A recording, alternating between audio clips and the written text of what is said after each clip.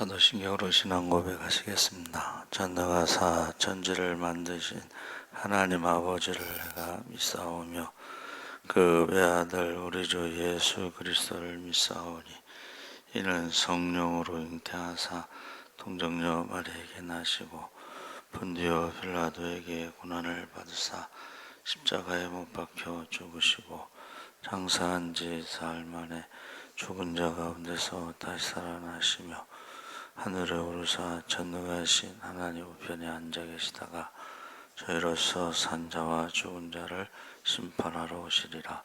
성령을 믿사오며 거룩한 공예와 성도가 서로 교통하는 것과 죄를 사하여 주시는 것과 몸이 다시 사는 것과 영원히 사는 것을 믿사옵나이다. 아멘. 찬송가 559장 찬송하시겠습니다.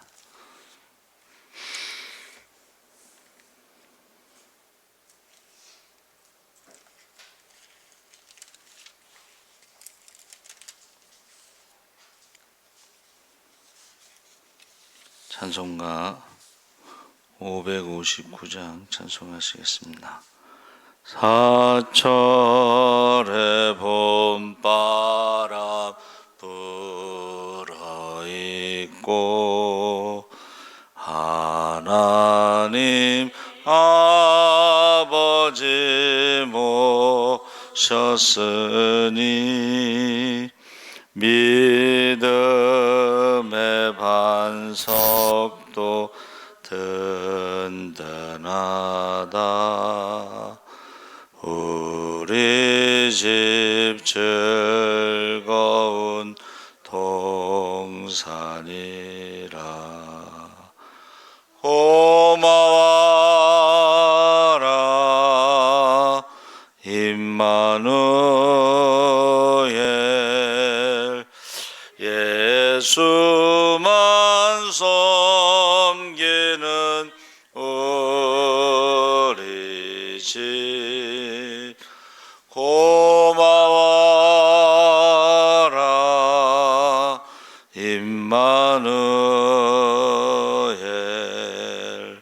복되고 즐거운 하루하루. 어버이 우리를 보이시고 동기들 사랑에 뭉쳐 있고 기쁨과 설움도 같이 하니 한간의 초가도 천국이라. 고마워라 임마누엘. 예수만 섬기는 우리 집. 고마워라 임마누엘. 복되고 즐거운 하루하루. 아침과 저녁에 수고하여 다 같이 일하는 온 식구가 한 상에 둘러서 먹고 마셔. 여기가 우리의 낙원이라. 고마워라 임마누엘. 예수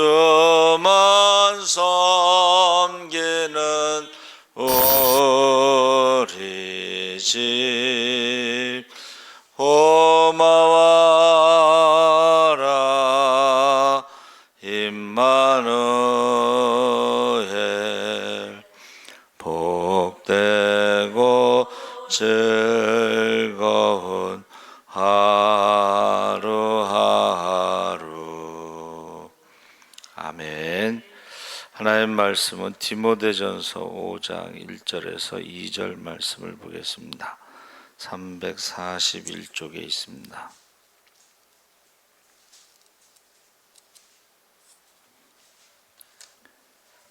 디모데전서 5장 1절에서 2절 말씀을 다 같이 읽겠습니다.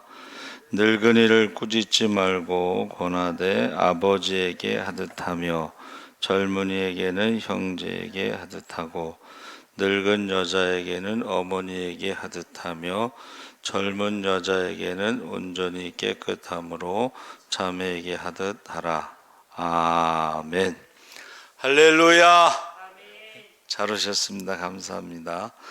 아름다운 관계라는 제목으로 말씀을 나누려고 합니다. 예수님께서 십자가에 달려 돌아가실 때 어머니 마리아를 자기 동생들에게 부탁하지 않고 제자인 요한에게 맡기셨습니다. 예수님은 마리아에게 요한을 가리키면서 아들입니다 말씀하시고 요한에게는 마리아가 내 어머니라고 소개했습니다. 그래서 사도 요한이 그 시간부터 그 예수님의 육신의 어머니 모친 마리아가 자기 친어머니처럼 자기 집에 모시고 살았습니다. 그래서 마리아의 묘 옆에 사도 요한의 묘가 있다고 합니다.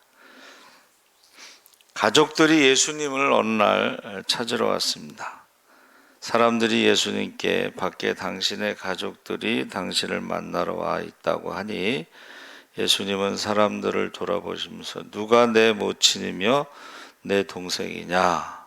마가복음 3장 35절에 누구든지 하나님의 뜻대로 행하는 자가 내 형제요 자매요 어머니이니라 라고 말씀하셨습니다. 그래서 우리가 예수를 영접하고 믿음으로 예수 믿는 사람끼리 공동체를 이루는데 새로운 인간관계가 형성될 것을 말씀하고 있습니다. 그래서 우리 예수 믿는 우리들이 예수 안에서 한 가족이 됩니다. 그래서 어느 교회는 교회 이름이 예수 가족교회. 그래서 지금 1인 가구가 지금 한 3분의 1 정도 된다고 그래요. 제가 어렸을 때는 이제 핵가족, 부부와 아이 해서 이렇게 세 식구가 사는 핵가족. 그런데 이제 농사를 짓는 사회에서는 대가족, 뭐 고모, 삼촌, 이모 해가지고 한 마을에 거의 같이 살죠. 그래서 핵가족의 단점을 보완할 수 있는 게 바로 이 믿음, 공동체다, 교회다. 그래서 우리가 지금 보세요. 가장 많이 만나는 사람, 가장 밥을 같이 많이 먹는 사람. 우리가 사실은 친척들은 뭐 추석 명절에 1년에 한 번 볼까 말까 하고 또 우리 친구들도 우리 초등학교 친구서부터 이렇게 몇 년에 한 번 그렇게 친했던 친구인데도 우리 선생님이 외국에서 오시면 그때 한번 선생님이 한국에 들어오시면 우리 제일 친했던 친구가 그때 한번 보는 거예요. 평상시에는 거의 만나지 못해요. 그래서 이제 이 새벽 기도 때서부터 이렇게 보는, 또 새벽에 만나는 사람이 누가 있겠어요, 그렇죠? 거의 없죠. 새벽 기도 때 보고 또 우리 구역 예배 때 보고 뭐 대신방 때 보고 그렇게 자주 만나는 것이 바로 믿음 공동체입니다. 그래서 요즘에 그 많이 뉴스에 나오는 이 고독사, 독거노인 이렇게 이런 것들이 많이 나오는데 교회는 신방이 있잖아요. 신방. 그래서 성경에 보니까 내 소떼와 양떼의 형편을 부지런히 살피라. 그래서 전화를 안 받으시잖아요. 그러면 걱정이 돼요. 혼자 사시는 분들은. 그러면 이제 아파트 사시는 분은 경비실에 전화를 해서 몇 동 몇 호에 사는 분이 전화를 안 받는데 한번 가달라고 이렇게 부탁을 하면 이제 경비실에서 찾아갑니다. 그래서 나중에 이제 어떤 전화를 못 받는 어떤 사정 이야기를 이제 다시 알려주죠. 그래서 요새는 자주 만나지 못하지만 전화를 해서 안 받으면 가족들이 신고를 합니다. 그래서 찾게 되는 경우도 있고, 그래서 우리가 예수를 믿고 난 후에 사실은 교회라는 큰 공동체, 대가족인데 교회가 너무 크면 그게 잘 안 돼요. 누구 하나 아프거나 안 보여도 표시가 나지 않으니까. 그래서 우리가 어느 분이 그러더라고요. 자기는 작은 교회를 섬기는 게 좋은 이유 중에 하나가 목사님이 자기 이름을 부르며 매일 기도해 주기 때문에 그게 좋다. 그런 이야기를 해요. 그래서 이 교회라고 하는 것은 세상의 어떤 관계보다도 가장 가까운 관계다. 그래서 교회를 뭐라고 부르냐면 주님의 몸. 주님은 머리가 되시고 우리는 각 지체다. 그래서 목회자가 성도들을 위해서 기도할 때에 누가 아프거나 무슨 문제가 있거나 그러면 그 목회자가 그걸 느껴요. 성도들은 잘 모를 수 있겠지만은, 그러니까 성도 하나하나 놓고를 기도할 때에 이 사람 이래서 가슴이 아프다. 이 사람은 얼마나 힘들까. 목회자는 10손가락 깨물어서 안 아픈 손가락이 없듯이 다 그렇게 느끼는 거예요. 근데 이제 성도들 중에는 나만 사랑해 달라고 하는 사람도 있는데 어떻게 목회자가 한 사람만 사랑할 수가 있겠어요. 그렇죠? 그래서 이 관계가 요즘에는 이웃이 없는 시대에 살고 있다. 그래서 아파트 같은 경우는 위층에 누가 사는지 아래층에 누가 사는지 옆에 누가 사는지 잘 모르고 무엇을 하는지도 관심이 없고 그렇다는 것입니다. 그래서 이 예수 안에서 이 새로운 관계, 이 믿음의 관계, 이것은 가장 아름다운 관계다. 그래서 성경에는 예수님과 교회의 관계를 신랑과 신부로, 구약에도 하나님이 남편과 아내로 이 관계를 말씀하고 있습니다. 가장 아름다운 관계가 이 가족 관계, 또 부부 관계라고 생각을 하기 때문에 성경이 그렇게 나와 있습니다. 그래서 우리가 무슨 일이 있으면 교회에서 이제 신방을 가고 또 기도도 하고 그렇죠.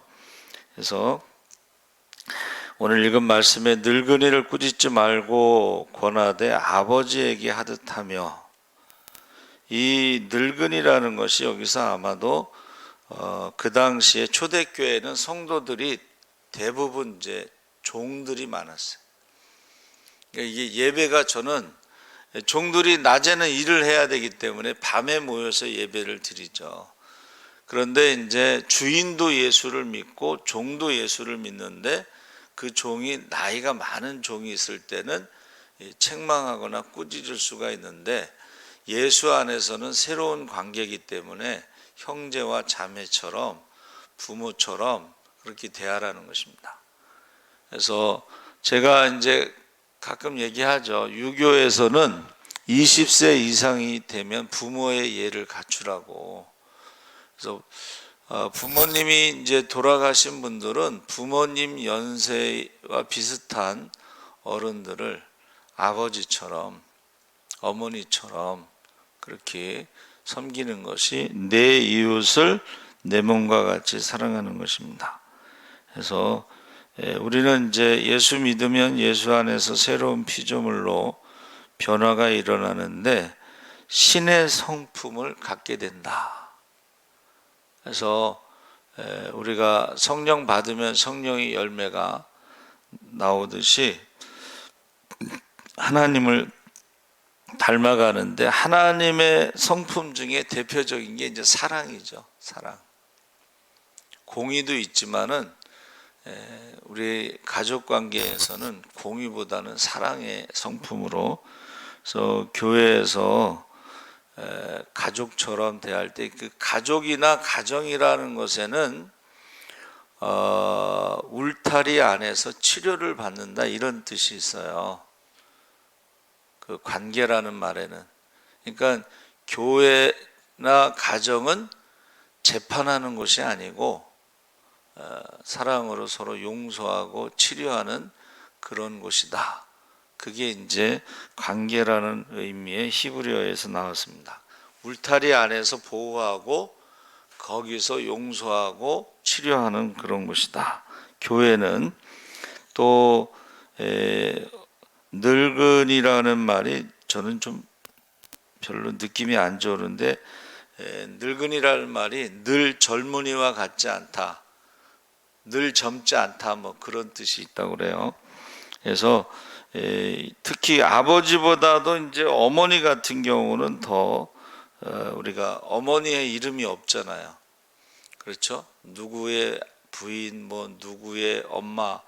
근데 교회 안에서는 이름이 있어서 참 좋다, 그런 말을 해요. 자기 이름을 잊어버리고 살아가는 그 유교 사회에서는 그 어머니의 위치가 좀 그래요. 그런데 교회 안에서는 자기 이름을 불러준다. 그래서 어머니처럼 대하라. 그래서 독일 속담에요, 나이 드신 분들은 자기의 행복을 위해 젊은이들과 대화할 기회를 가지라. 그래서 제가 방배 성결교회에 있을 때 그 시어머니가 예수를 믿지 않는데 구역 예배 때마다 꼭 참석을 하셔요. 이제 예배 드리고 뭐 간식 같은 거 이렇게 차를 나누면서 대화를 하는데 그 시어머니 얘기가 젊은 사람들하고 대화하는 게 좋다는 거예요. 젊은 사람들하고.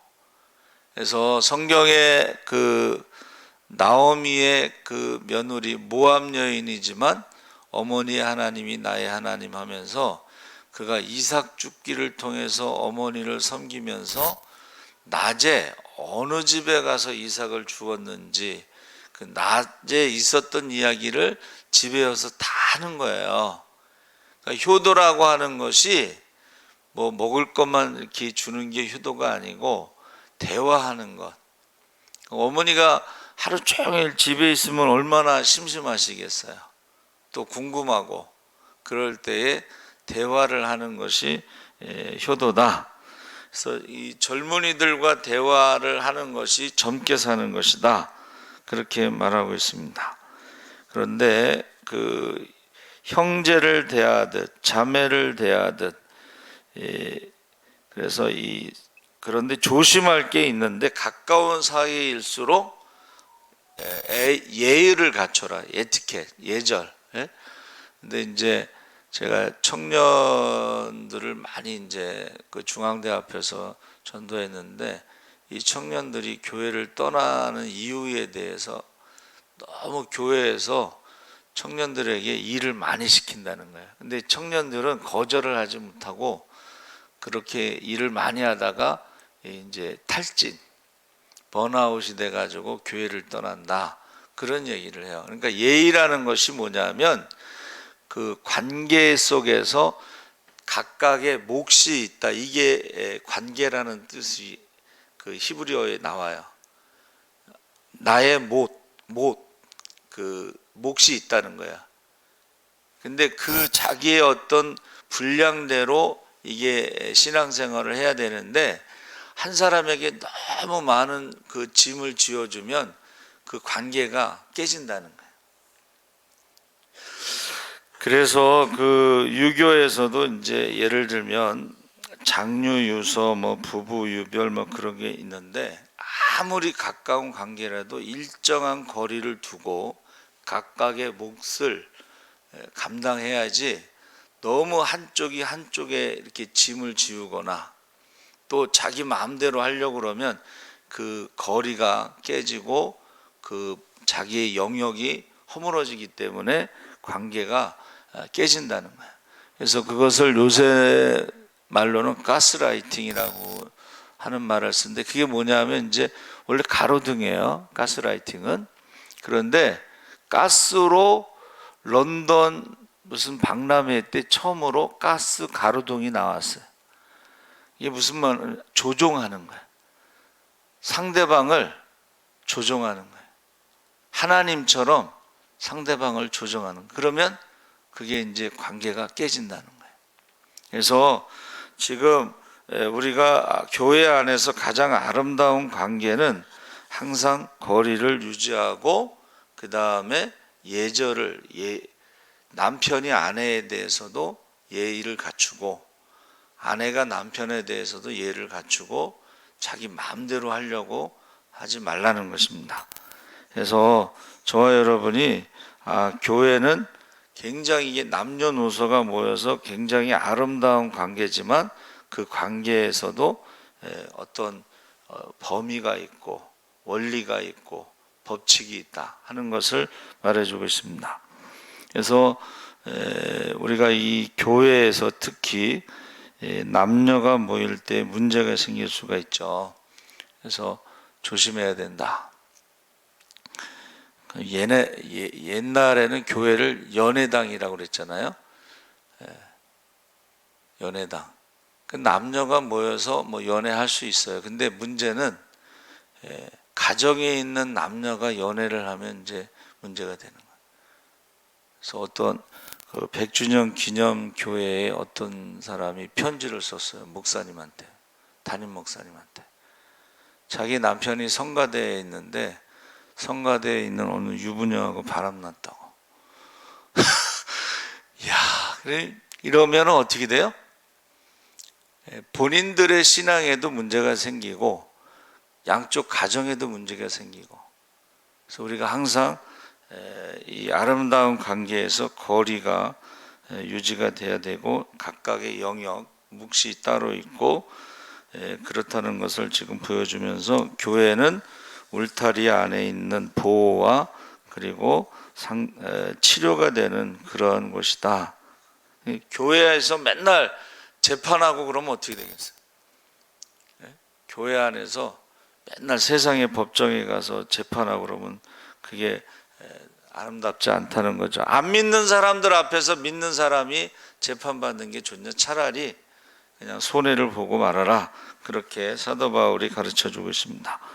그리고 이제 두 번째, 우리가 읽지 않았지만 그 본문에는 참 과부에 대해서 말하고 있습니다. 그래서 참 과부라는 것은 교회를 위해서 헌신한 그런 사람들이고, 60세 이상이고 자녀가 없고 이런 사람을 말하는데, 이런 분들은 그 전에 전도사님들이요, 결혼하지 않고 헌신했어요. 그러니까 가족이 없으니까 은퇴하고 나서 그들을 돌봐야 된다, 이제 그런 의미로 말하고 있습니다. 그러니까 젊은 과부는 안 된다는 거. 왜? 젊은 과부는 서원해 놓고 나중에 재혼할 수가 있기 때문에, 또 안 믿는 사람하고 재혼하면 교회를 떠나는 사람도 있었다고 그러죠. 그래서 교회에서 참 과부 명단이 있어가지고 그 돕는 것도 어떻게 해요? 어떤 기준이 있다는 것을 말해주고 있습니다. 그래서 우리가 교회에서 가족으로 이제 세상에서 하지 못하는 일들을 하는데, 그것이 이제 혼자 사시는 분들, 연세 드신 분들, 자녀가 없는 분들에 대해서, 또 하나 기준은 돈이 없는 분들, 혼자 사셔도 돈이 많은 분들은 교회에서 그들을 어떻게 돌보는 게 아니고 자기가 돈이 많으니까 자기 스스로를 돌볼 수 있다 그랬습니다. 그리고 이제 목회자와의 관계에 대해서도 말하고 있는데, 이 목회 요새요 너무 목회가 힘든가 봐요. 그 전에는 목회자를 영적인 부모로 생각을 했어요.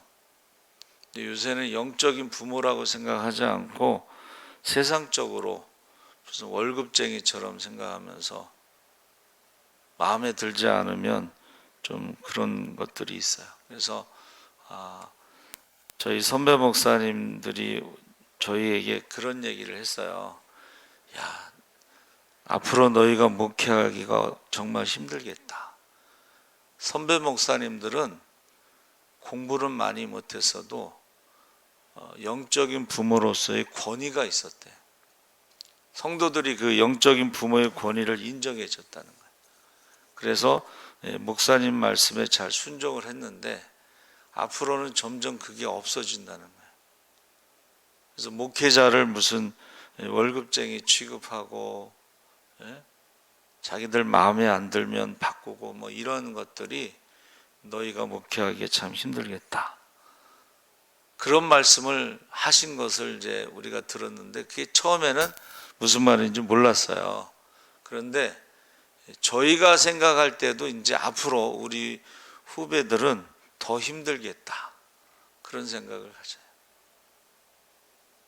그래서 교회라고 하는 것은 주님의 몸으로 가장 아름다운 관계지만 각각의 영역이 있고 역할이 있고, 그래서 일정한 거리를 유지하면서 그래야지 아름다운 관계가 유지되지, 이게 너무 거리도 없고 각각의 어떤 그 목도 없고 역할도 없고 막 이게 무질서해져 버리면 그 아름다운 관계가 깨진다는 것입니다. 그래서 관계라는 것이 아까 말씀드린 것처럼 헬레크, 어떤 울타리 보호와 치료하는 곳이 가정이고 교회다. 그러니까 가정 같은 교회, 교회 같은 가정, 그것을 저와 여러분이 위해서 기도해 주시기 바랍니다. 아멘. 살아계신 하나님 아버지, 교회는 주님의 몸이고 우리는 각 지체고 각각의 역할이 있고 각각의 아름다움이 있습니다.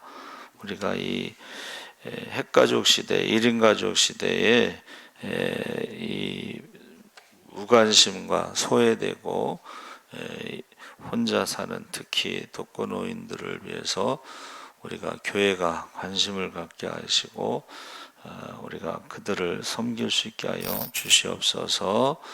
아버지 하나님, 또 내 이웃을 내 몸과 같이 사랑하라고 하신 대로 소년 소녀 가장들이 있습니다. 또 우리가 낳은 자녀처럼 잘 돌볼 수 있게 하여 주시옵소서. 그래서 교회가 나라가 할 수 없는 복지의 사각지대에 있는 사람들을 잘 돌볼 수 있게 하여 주시옵소서. 감사하며 예수님의 이름으로 기도합나이다. 아멘. 하늘에 계신 우리 아버지,